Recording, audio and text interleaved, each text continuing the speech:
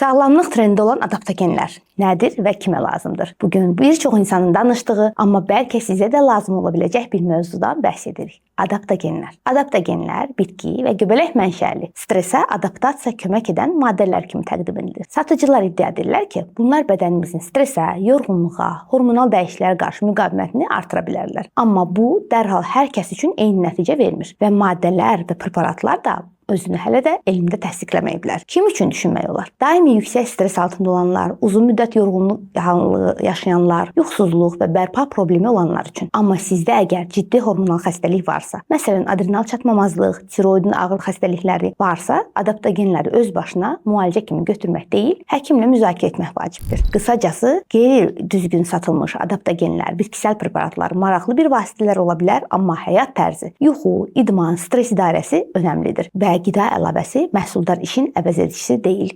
Bunu da unutmamaq lazımdır. Sonda bu videonun bəyənmənizi, suallarınızı şərhlərdə yazmağı və daha çox insana çatması üçün bölüşməyinizi xahiş edəcəm. Özünüzə yaxşı baxın.